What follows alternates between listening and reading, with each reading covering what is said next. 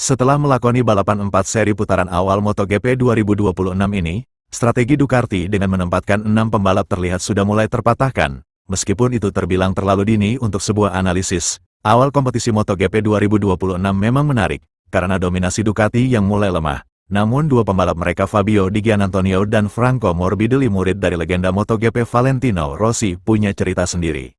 Mereka kembali menunjukkan performa kompetitif di GP Spanyol melalui Fabio Di Giannantonio, yang berhasil finish di posisi ketiga pada minggu di Jerez, Angel Nieto. Hasil ini menjadi podium keduanya musim ini, sekaligus membawanya ke posisi 3 besar klasemen sementara. Franco Morbidelli menutup balapan di posisi ke-12 dan tetap mengamankan poin penting bagi tim. Hasil balapan Jerez merupakan titik awal perjuangan Di Gia yang memenuhi grafik positif terbaik antar pembalap Ducati, dengan 2 pole position dan 2 podium dari 4 seri pertama musim 2026 ini. Dia duduk di posisi ketiga klasemen sementara dengan 71 poin. Dengan catatan selama 4 seri balapan dirinya selalu meraih posisi maksimal 4 besar. Saya sangat senang dengan performa yang kami tunjukkan. Meskipun sedikit kecewa dengan kesalahan saat start, tim sudah bekerja luar biasa, dan kami merasa seharusnya bisa bersaing lebih untuk posisi depan, ujar Di Giannantonio. Tentu saja ini podium yang sangat bagus dan kami harus bangga. Kami juga berada di 3 besar klasemen dunia. Itu luar biasa. Kami hanya perlu tetap fokus dan tetap rendah hati. Musim masih panjang, jadi mari terus bekerja seperti ini, sambungnya. Sementara itu Morbidelli berhasil mengamankan sprint podium ketiga. Namun, ia menghadapi tantangan berat pada babak race, setelah melakukan sejumlah perubahan setup. Meski begitu, ia mampu melakukan beberapa overtake penting sepanjang balapan yang akhirnya finish di posisi ke-12. Dia pun kini menempati peringkat ke-13 klasemen sementara dengan mengantongi 25 poin. Balapan hari ini jauh lebih sulit, tetapi kami memang mencoba beberapa perubahan untuk memahami masalah grip belakang, ujarnya.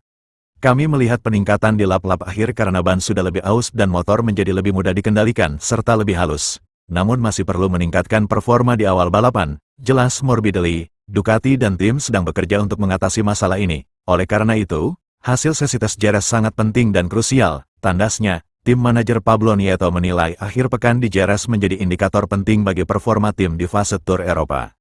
Fabio tampil sangat kuat di berbagai kondisi lintasan, dan hasil ini penting untuk menjaga momentum tim, ujarnya.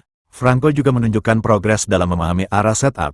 Meskipun masih ada beberapa hal yang perlu kami tingkatkan, kami masih memiliki ruang untuk berkembang, dan sesi tes Jerez akan menjadi kesempatan penting untuk melangkah lebih jauh, tambah Nieto. Hasil ini mempertegas konsistensi performa Pertamina Enduro VR46 Racing Team dalam beberapa seri terakhir, terutama dalam menjaga daya saing di kondisi balapan yang beragam, sambungnya.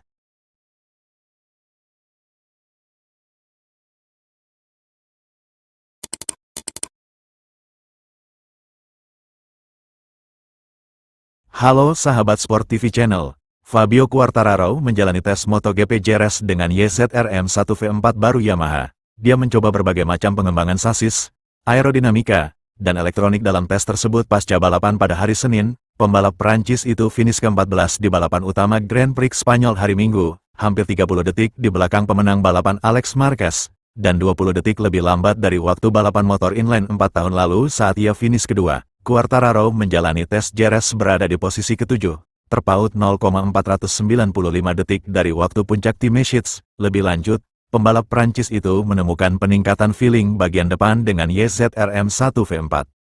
Kami melakukan banyak pengujian hari ini.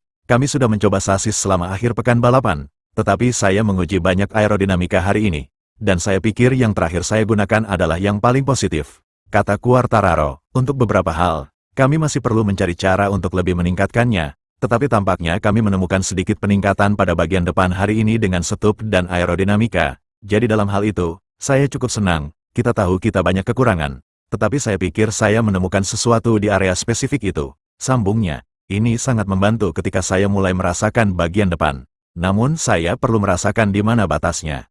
Meskipun demikian, Quartararo memilih untuk tidak mengharapkan keajaiban di balapan kandangnya di Prancis. Di Le Mans, saya pikir akan sedikit lebih baik, tetapi saya tidak akan mengatakan bahwa saya optimis. Lanjutnya, saya rasa kami tidak menemukan sesuatu yang besar. Itu detail kecil yang dapat membantu saya dalam balapan.